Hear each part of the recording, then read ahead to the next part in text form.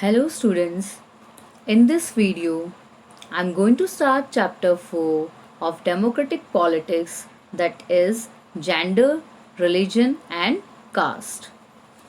We will start with the topic gender and politics.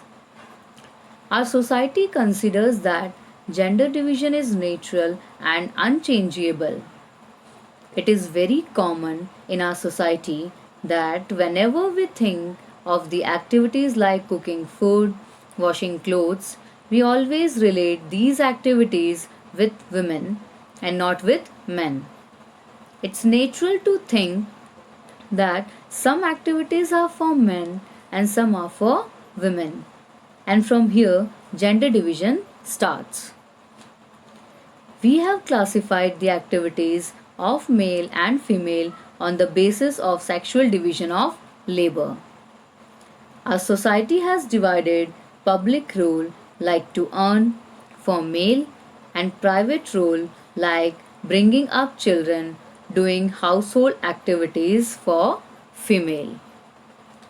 It is not so that male cannot do household work or female cannot go out and earn. But we have accepted a natural division in their activities.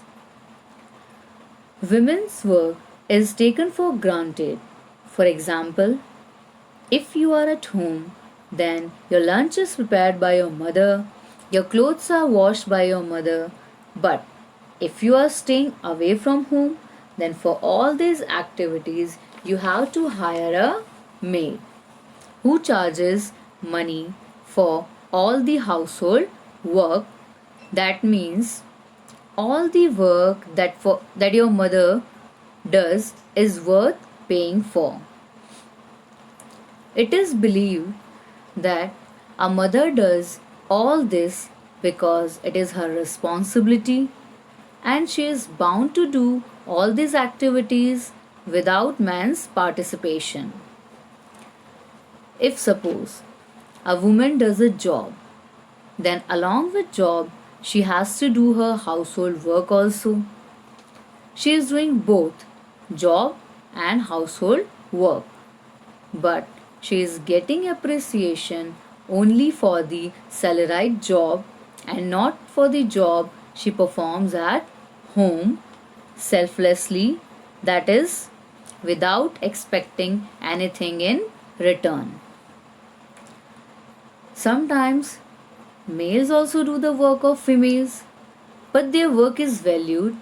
For example, if a woman cooks food at home, it is not given that much value, but if a man works as a chef in a restaurant, then his work is given more value because he is getting payment for his work. Gradually, the gender issue was raised in politics and women started demanding equality. Because of this, feminist movement started. Feminist movements are the movements which were raised by women to get equality in public and personal life.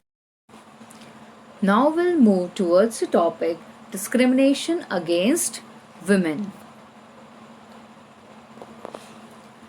Women still face discrimination in many areas as our Indian society is still a patriarchal society.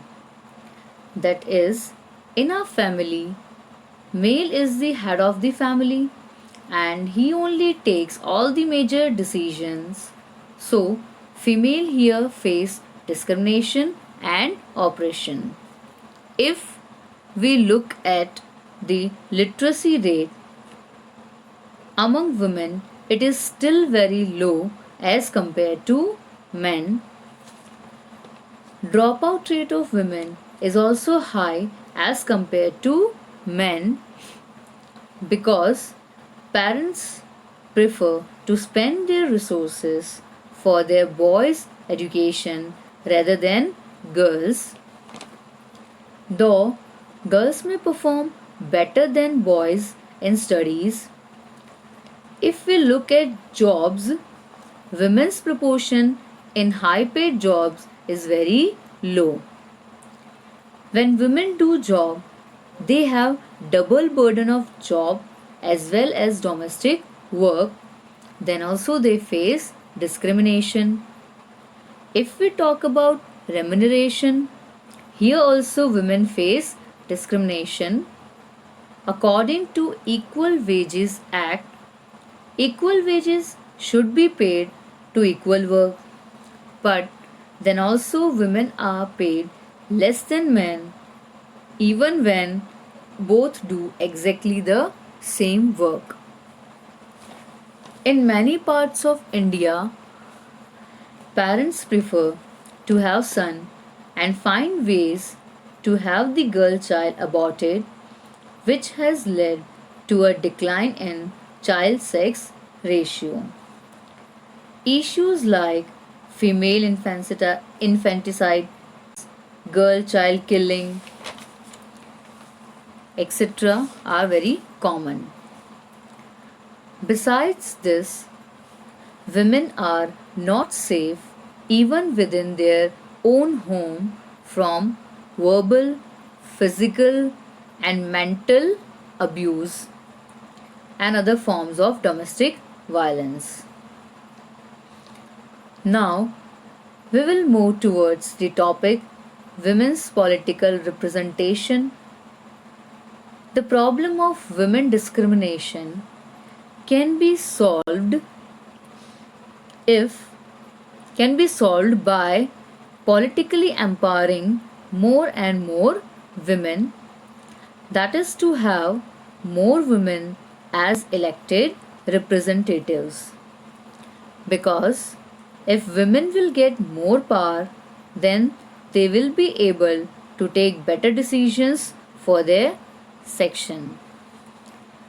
But in India, the proportion of women in legislature has been very low.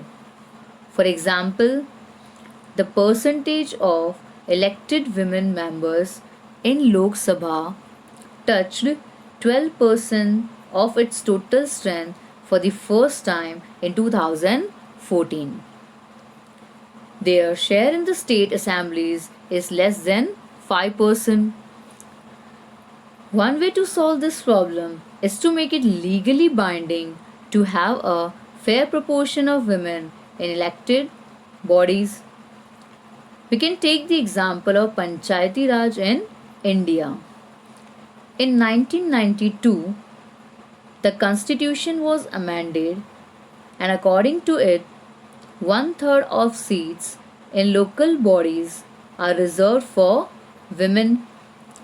As a result, now there are more than 10 lakh elected women representatives in rural and urban local bodies. But this reservation is only at the local level, and there is a need of this reservation in state legislative assemblies and central government also. Women's organizations and activists have been demanding a similar reservation in the Lok Sabha and state assemblies for women. A bill with this proposal has been pending before the parliament for more than a decade, but it has not been passed.